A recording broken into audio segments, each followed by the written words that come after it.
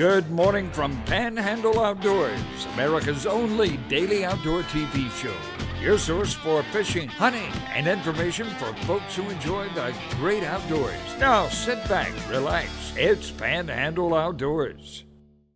Good morning, folks. Welcome to Panhandle Outdoors. I'm Winston Chester. We're glad you're here this Friday morning, right after July 4th. Hope everyone had a grand time and had a lot of food and fellowship and fireworks. All of those right there and fun. All those fit together. So anyway, we are back in the studio. So we're glad you're watching the show. Our weather brought to us by Gulf Coast Air Conditioning, Drew Pollard, and hard-working crew taking care of our everyday comfort needs. High today 90, low 80. That was a pretty easy one to do today. And water temperature into the pier, 87 degrees, very warm, and as warm as it has been. A really good, strong, warm current has come through right now. Our river reading is brought to us by Panama City Coca-Cola. The Apalachicola Bluntstown, how about a 2.2 and a flat line? 2.2. The Choctaw Caribbean, a 4.5, and it got a slow drop to it. We've got a lot of the rain we've had on the coastline and right up there in the inland area has made the Choctaw go up a little bit, but it's dropping on out. But the big river is really low. Let's take a look at our tide chart. Strong tide today. We're looking at excellent tides. Brought to us by Kent Forest Lawn. High tide is at 9:40 this morning and going out to about 9:07 tonight. Strong outgoing tide. Let's go into our fishing game times right now. Brought to us by Blue Water Outriggers in Port St. Joe. One time today, 11:38 to 1:38, smack dab in the middle of the day. It's going to be warm, so I don't know what, everything's going to be moving around, I guess, but it's going to be really warm to be fishing that time of day. And the game is going to be looking for shade and all. Our wind direction is coming southwest at about 12 to 14. All right, let's take a break. We'll be right back. Okay, welcome back, folks. We got something here. This is the Jubilee out of Mobile Bay, and I know you've heard of it. I used to work with a lady who was from Mobile, and she told me about it a long time ago. I said, I never heard about that. And she would explain it to me, and then over the years, I know different people from over in that area. On the eastern shore of Mobile Bay, the fish at a certain time of the year, this happened last week, or the first part of this week, really, and the fish, they don't really know what it is. It only happens in Mobile Bay and one other place in the world. I think it's the oxygen, the water getting a certain temperature, and the oxygen not in the water, and the fish and crab come really shallow water. And they call it Jubilee because the old timers would go down there and just get wash tub full of stuff. But anyway, the TV station over there, I picked it up. Someone showed it to me, so here it is. This is Mobile Bay. So the flounders come up. This is the Jubilee. Look at all the fish coming in shallow water, and they're sort of stunned. Look at there. And then all of a sudden they scare them away. But look how shallow they are. And I've never seen it, but I've heard so many different people from that area. Look at all those flounder there. Look at there. Okay, let's play it again. Okay, here it is. It's a 20-second video, but it just shows there's a sheephead, all kind of fish, and usually a bunch of crabs are here, and they would get. There's the crab, and I saw another one earlier, and the bait fish moving around, and you can see where the old timers they would call each other. This is Jubilee, the Jubilee. Everybody run down to the shoreline. Some really neat stories over the years about how it happened and what like I say, it only happens one other place in the world, and only happens a time or two a year, and no one can ever predict when it would happen. So anyway, let's go from Jubilee to camping. I read this the other day. Eva Mullins posted this about camping. I'm going to read it, but I normally don't like to read anything this long, but boy, it captures the essence of camping. Different levels of camping. Now, we all enjoy different levels, and a lot of us have done those different levels. A lot of us start off in a tent and worked our way up to something more comfortable, and that's what we did over the years. We started in a tent and pop up and on up there. And so anyway, Eva Mullins, I'm gonna read this. This is good. This is Eva Mullins. I know Eva well. Married to Matt Mullins, who works for UPS. I know the Mullins family. So it's camping season. To the folks who just showed up in a 43-foot, $200,000 fifth wheel that cost double my house, you have a beautiful rig. To the folks who are down in the woods in a bivvy tent, you guys are hardcore. Awesome setup down there. To the folks who just pulled in with their 1979 C-Class with more rust than panel, I can only imagine the memories you've made in that thing. I bet that dent has a story. To the folks that took that last sight that nobody wanted, you pulled in, put down the seats in that minivan and started cooking. Your dinner smells delightful. Y'all, we camp differently and we may not agree on it all, but we have to remember the only thing that matters is memories are being made and you're getting 120% out of your time with your loved ones. You have to forget how you go camping and remember why you go camping. That is camping, my friends. Spread love at a campground this season. So thank you, Evil Mullins. Man, what a great, and how true is that? You've all been in campgrounds before, and there's all kind of different things going on, and we'd always make friends. And with us doing the July 4th, there'd be some of the other folks coming down from different areas, coming down every year. There's a Tennessee family coming down every year. We got to know them and watch their kids grow up at the campground. And of course, we've lost contact over the years, but so many cool things at campground. So just wanted to share that with you because I know you enjoy it too. And talking about cool things, down at the Cape for July 4th and all, I love getting up early, getting on the back porch. It's just peaceable. And there's nobody there, you can't hear anything. Normally, later on in the day, everybody running around, you hear all kinds of stuff. And here I'm drinking a cup of coffee, I look down, I said, wait a minute. I think I see a deer. I see two deer. Here's a picture of it right there. Okay, and they're just feeding on the foliage. And you can see it's standing down there. And you wonder how, okay, so I put it on, see, I'm on my back porch. So moving around, this is just cool to me. It had a little bit of sprinkling. It's starting to rain a little bit. And they're just sort of grazing there, looking up. And that's got some horns in velvet, I think.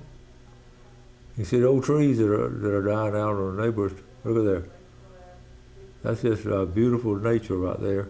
And they get behind a tree and they hide from me. Then I found one, I couldn't find them, so I keep looking in the rain, and then they're way over there in the lot, way over there. They're looking at me. I think they smell me on the back porch, you think? But you see the horns coming up with that young deer?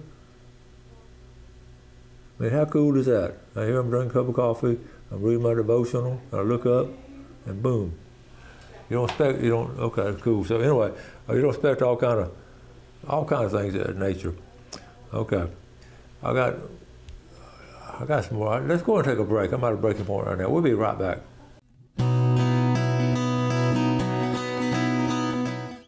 Okay, got another little short video to show you, and this is homegrown here locally. And remember, a couple days ago, I showed a picture of Tony Anderson up there in Bristol that had out there bush hogging and ran across a yellow jacket nest, and we're talking about how dangerous they are. And the next day, he posted this. So here we go. Let me see if I get it set up. Hold up. Let me go back to the beginning. All right, here we go, right here. So okay, you can see this is the field that Tony was in, and he's out there. This is his son or son-in-law, but he throws gasoline. That's gasoline right there in that big hole. He throws a torch, but it misses. So what do you do now? This could be a potentially dangerous situation, but you want to take care of it because you don't want any kids to get messed up. So that's brave right there. Got a little bit of flame going, throws it again, boom. All right, that's how the old timers would take care of. It wasn't called pest control. That's how you take care of it on your own property, where now you got to worry about, you don't want to, it's fairly wet, it's the rain, you don't want the fire to spread, so it's doing an excellent job. It's about a minute-long video, but I wanted to show this because, like I say, these yellow jackets coming out of the ground can be very dangerous. They can get on someone and have some allergic reactions. It could be really serious health problems. We got it burning there, and so always have a shovel. There's Tony there. Tony's supervising. So now you want to got a little hole and a shovel, you sort of just keep everything in one area. Okay, so that's good. Okay, that's real life here in the Florida Panhandle. They're building a trench around it, see? Make sure to get a lot of dirt. I can remember doing things like this when younger. Just, I don't think you need a fire permit to do that. Oh, that's only in a big field and that's cleared around it. All right, Tony had to go help a little bit. So that's some of the pictures. It's amazing the different things that we can show here on Panhandle Outdoors. Okay, I got let me see some pictures here. First of all, someone sent this, so let's see. I enjoyed the show, love Bill, have a great 4th. That's Frank Davis down there in Howard Creek. Thank you, Frank. Now this is interesting. You may have seen this. It came out a couple of days ago. This is a bull shark on the Apalachicola River. Watch your youngins, this ain't the only one. This guy fishes a lot, so he caught this. You can see it up the river, and we've talked about bull sharks in the river before, and they certainly are. This is a good size, and we want to show this because a lot of folks during the weekends in the summer, the kids get out there on the sandbars and all. So the bull sharks they're up the river, always have been, always will be. Okay, with it being Friday, the Zach Doster. This is the Deer Point Dam right here. Look at that big old drum. And he said he broke the reel. He said he snapped his reel right there. All right, good job, Zach. Okay, this morning I saw a neighbor talking to her cat. It was obvious that she thought her cat understood her. I came to my house and I told my dog. We laughed a lot. All right. Catawba worms. Gary Wallace is looking for him. I'm telling y'all, these are like gold now, but this brings back a lot of great fishing memories. Just that, and we'd put some a potato, a part of a potato in the bottom, a little bit longer because they would get the moisture out of the potato, a little sliced up potato. There's a secret. Now, Mason sent this to me. I believe this is Photoshop. The gray white shark washes ashore in Navarre Beach, and he sent it to me right away. And I told him, I said, don't believe everything you see on the internet. They do TikTok a lot, and so I don't know if this has happened or not. So I will try to find out. I want to show it to you anyway. We do know the great whites out there. Remember a couple of days ago, Brittany Larson was talking about on her porch, all around the furniture, she pulled out, she moved a chair, and this big old snake was underneath it, and they shoot it off, and then all of a sudden, it's back. He's back. So, be aware of that when you're doing it. Okay. So the Diane Boy sent this. John Boy's out there enjoying it. Look how pretty the water is, and John's a good fisherman. I can't always help but to look and see what other people are doing, and that's point right there. But I bet John is looking at the break. There's a break right there to the left, on the far left of the screen, and John is an excellent pompano fisherman. And he's probably just waiting for those people to leave, and he'll get out there and do some fishing. David Spikes, one of my former students, this was a memory, but this is so true about, we never think about the future as far as what kids using a boating license. So Coach Chester, I never thought I would use my boating license I got in outdoor ed, but it came to good use on my birthday, so thanks for having us take that test. I so laughed, because he wasn't all that excited about taking it because he didn't have planned, but you never know. Okay, hello Winston. This is from Alan Mack. Hello Winston from New Brunswick, Canada. No matter where I go, I can't miss the show. Enjoyed Billy, this when Billy Granson was on, as usual, and most all of your guests. Next stop, Nova Scotia. So anyway, glad you're watching no matter where you are. That's the beauty of YouTube. I want to show this too. This is down in Apalachicola right here. Live bait. This is a bait boat, and this guy will take his name is Sullivan's Live Pinfish. And the importance of fishing with live bait, and he was he's right there at the Bob Sykes Cut, which is where everybody goes out of. So you can call him up and tell him you will need 20 or 30 or 40 whatever pinfish, and give him your name and card and everything, and that's a good setup right there. Live Sullivan's Live Pinfish, Apalachicola Bay. I thought this was a good idea. instead of putting all these solar panels, like it says at the top, over prime agricultural land, put them over a parking lot. Don't that make a lot of sense? The parking lot is there, it's going to be hot anyway. You're not taking out beautiful, pristine agricultural farmland with all these solar panels. So anyway, well, I got another one to read. I don't have time to get to it, but we'll get ready. This is Friday. We'll do our fishing forecast. But before we do that, I always do a drawing for our special giveaway from Tarpon Rock Seafood. And the winner of the $20 gift certificate is going to be Ron Barlop. Ron Barlop, I assume Panama City. I don't have anything, the location at the bottom. And the big red snapper,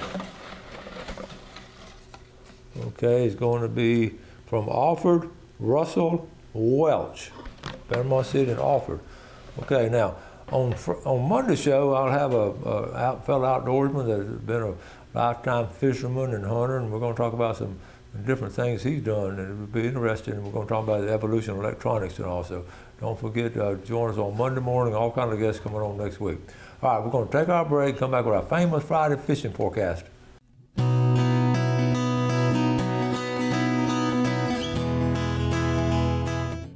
Okay, welcome back and welcome to our famous Friday fishing forecast brought to us by our good folks, Jessica Lean, insurance and financial group right there in Lynn Haven, good folks there, and also Matt Andrews for Hammer Down Roofing and Construction. I've got all kinds of stuff to talk about.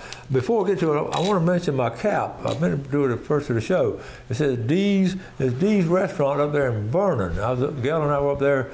We attended a funeral the early part of the week and stopped there and had lunch at Dee's. It's a very special place. Aaron Kangles and Jennifer Hunt Kangles run it now. Here locally owned. They live up there. And they run it, they work it, and I've been there off and on for years, and they bought it a good while back, and I know they went to Mosley. Jennifer Hunt's dad, Coach Bob Hunt, taught with me for years and years. It was our wrestling coach. When of course, fried chicken, I had fried chicken, and whatever the special is, whatever lunch special is, most of these small hometown restaurants, I get a special because you know it's fresh, has some fresh peas and mashed potatoes and gravy and tomatoes and all that. So it's a great meal. I recommend you go in there. I got to thinking real quick.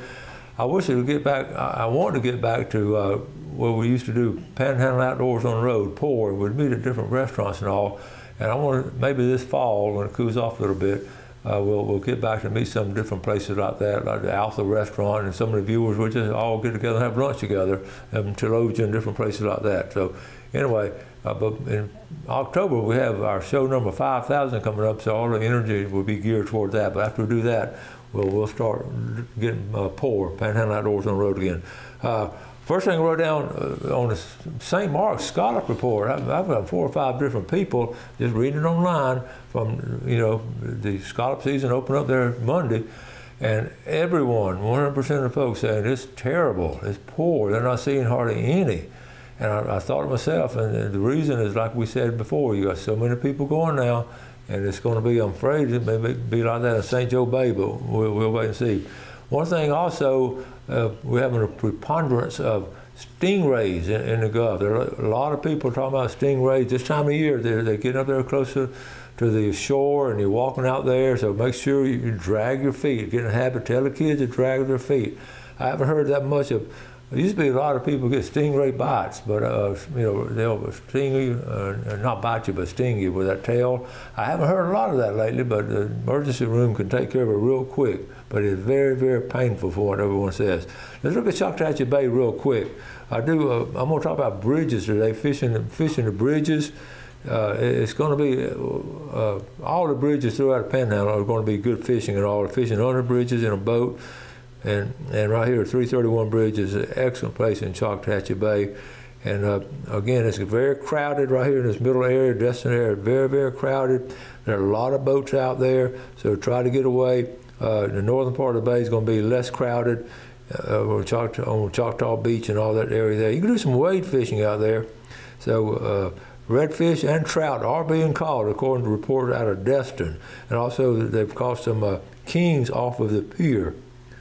Okay. Bridge fishing here. Both bridges are going to be the Mid-Bay Bridge and the 331 Bridge. Okay, now moving on down, the canal is busy this time of the year. West Bay fishing is going to be good. Again, the early morning, you're going early morning, we're having good tides, having good early tides, strong tides. Okay, again, the bridge up here in Lynn Haven, you saw a big old drum caught off this bridge up here. Okay, and then all the way down, what the guys, this is interesting now, we always talk about the Hathaway Bridge. And, you know, it's a huge channel coming through there, and the guides over the years have just realized people want to just catch fish and not really just catch them to eat, but they want to catch them for the fun. Over the years, they've slowly developed where guides and kayakers are catching these big bull reds. All these channels, you do it at St. George Island at the cut, but people get a kick out of bringing in a big old redfish and getting a picture taken and putting it on social media. And these guides are making a living, a lot of them doing that. So if you want to do that, it's a lot of fun. Moving on really quick to down to the jetties. This is a great time of the year. Fishing the jetties, the rocks right here. The state park is going to be excellent. Haven't heard much report from Sandy Point. We do know been a lot of boat activity there. Quickly moving down to St. Joe Bay. I've been down there this week and off and on. It's St. Joe Bay. The tides are really. The afternoon tides, remember in the summertime, the afternoon tides in St. Joe Bay are really low. So if you're going to fish St. Joe Bay, plan to do it early and fish on up there at about lunchtime and all when the tide starts moving up. Once that tide gets low in St. Joe Bay, it gets shallow. Okay, real quick, moving down. I'll tell you where we get some really strong fishing from in Apalachicola on the charter family tradition, the Burrow Raphael. Folks have been seeing some of the pictures of the restaurant. If you get a chance to book a trip, a big comfortable boat, book a trip, and they have walk-ons. You can walk on there, right there at the dock in Apalachicola. I highly recommend it. I'm going to try to go to him again, but they're catching some really big snapper, and they don't go out as far in Apalachicola. So we've got all kinds of exciting things going on. I would also recommend the St. George Island. On the backside of St. George Island, there's going to be some, again, the bug's going to be bad, but the wind has been really good this week, so the bugs haven't been really bad. But get out there, it's a little muddy, do some great wade fishing, and also get a chance, if you get a shallow water boat, the oyster bars in Apalachicola Bay are holding some really nice redfish this time of year. You're fishing with top water or a gold spoon, but a gold spoon is going to get hooked up on the oyster bar, so you'll have to experience that. Also, the pass. I run out of time again. It's been a good week. Appreciate y'all watching the show. Y'all do something good for someone today. Enjoy the outdoors, take care of it, and God bless. Thanks for watching America's only daily outdoor TV show, Panhandle Outdoors with Winston Chester, featuring hunting, fishing, and other activities and information to help you enjoy the great outdoors. Join us next time for Panhandle Outdoors.